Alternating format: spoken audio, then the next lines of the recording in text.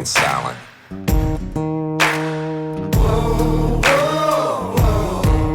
Anything you say can and will be used against you in a court of law. You have the right to an attorney prior to enduring any questioning. You can't afford one, a court will appoint one for you. You understand your rights? Your crime spree was over, son. Yeah, you thought you had it licked, but Hitman and Overton made your sugar turn to shit.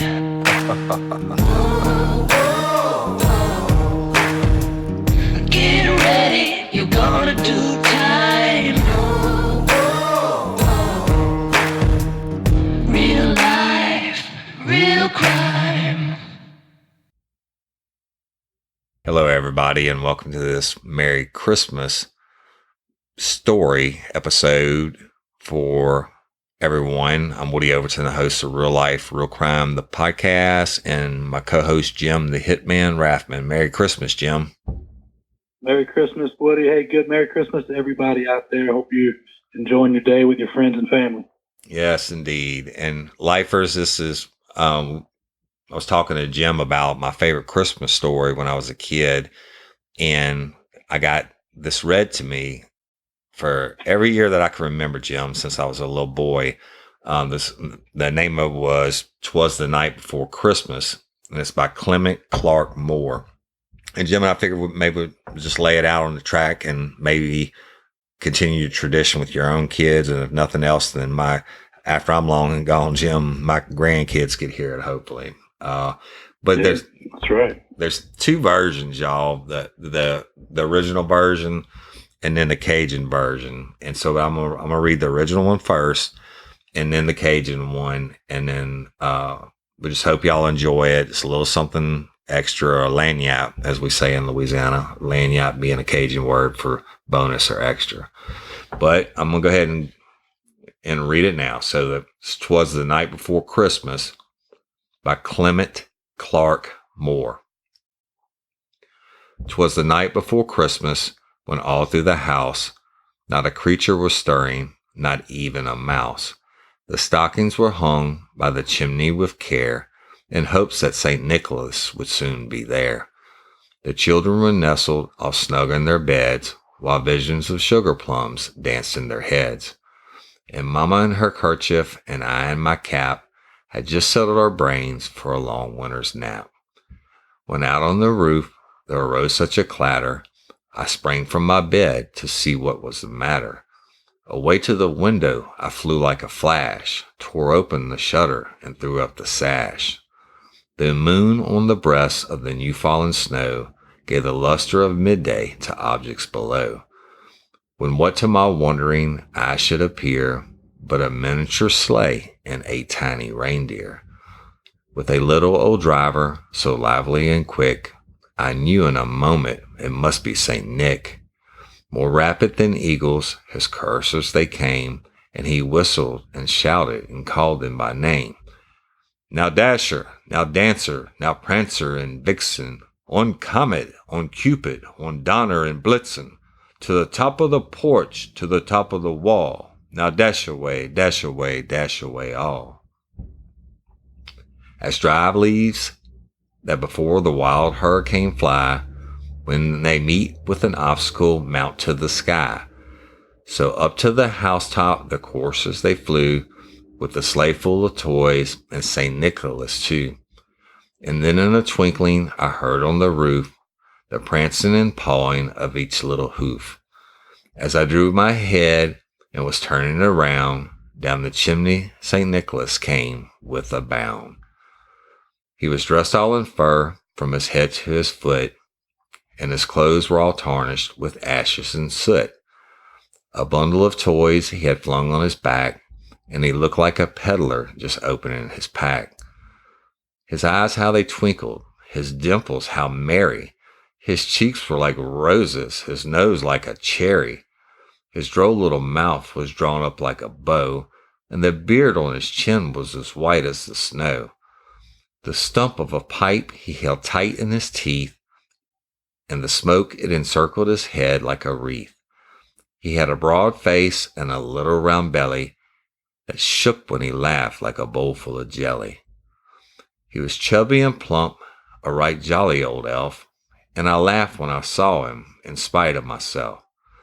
A wink of his eye and a twist of his head soon gave me to know I had nothing to dread.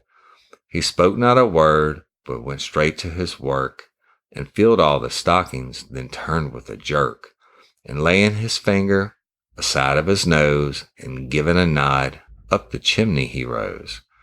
He sprang to his sleigh, to his team gave a whistle, and away they all flew like the down of a thistle. But I heard him exclaim, as he drove out of sight, "Merry Christmas to all, and to all a good night." The end.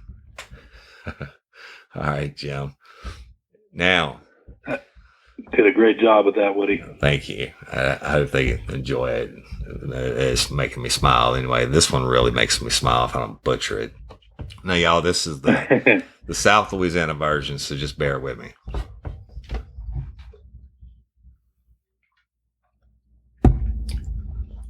"'Twas the night before Christmas." Unknown author. "'Twas the night before Christmas, and all through the house there don't a thing pass, not even a mouse. The children been nuzzled, good snug on the floor, and Mama passed the pepper through the crack on the door.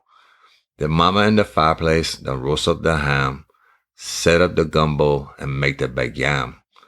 Then out on the bayou they got such a clatter, make a sound like old Boudreaux don't fall off his ladder. I run like a rabbit to get to the door, trip over the dog, and fall on the floor. As I look out the door in the light of the moon, I think, man, you done got crazy or got old too soon. 'Cause there on the bayou, when I stretch my neck stiff, there's 8 alligator a-pulling the skiff, and a little fat drover with a long poling stick. I know right away got to be old St. Nick. More faster, the gator that came. He whistled and holler and called him by name. A Gaston, a T-Boy, a Pierre, and a Alice, Jeannette, Suzette, Celeste, and Renee. To the top of the porch, to the top of the wall. Make crawl, alligator, and be sure you don't fall. Like Tantaflo's cat, to the treetop he fly, when the big old hound dog come running hiss by. Like that of the porch, them old gator climb, with the skiff full of toy and St. Nicholas behind. Then on top of the porch, Rufus sound like the hell when all them big gator done set down their tail. Then down the chimney, I yell with a bam, and St. Nicholas fall and sit on the yam. "Sacre!" exclaim. "My pen got a hole. I done sat myself on them rat hot coals." He got on his foots and jumped like the cat out to the floor, where he land with a splat. He was dressed in muskrat from his head to his foot, and his clothes is all dirty with ashes and soot. A sack full of plaything he throw on his back. He looked like a burglar, and that's for a fact. His eyes how they shine, his dimple how merry. Maybe he'd drink the wine from the blackberry. His cheek was like a rose, his nose a cherry. On second thought, maybe he done lap up the sherry. With snow white chin whisker and quivering belly, he shook when he laughed like the strawberry jelly. But a wink in his eye and a shook of his head make my confidence that I don't got to be scared. He don't do no talking, going straight to his work, put a plaything in his sock, then turn with a jerk. He put both his hands there on top of his head, cast an eye on the chimney, and then he done said, "With all that fire and them burning hot flame, me ain't going back the way that I came." So he run out the door and he climbed to the roof. He ain't no fool to make him one more goof. He jump in the skiff and crack his big whip. The gator moved down and don't make one slip. And I hear him shout loud and splashing as he go, Merry Christmas to all, till I see you some more. The end. Actually, the author is J.B. King Jr., 1973. All right, y'all. Merry Christmas. I hope the babies get that. It's just, Christmas is a special time. We love y'all, and Merry Christmas. And that's it. Jim? Merry Christmas, everybody. Great job, Woody. You did awesome with that. We wish everybody Merry Christmas, Happy New Year's.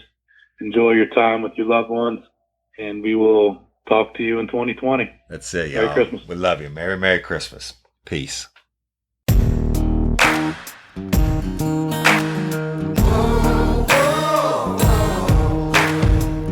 Get ready, you're gonna do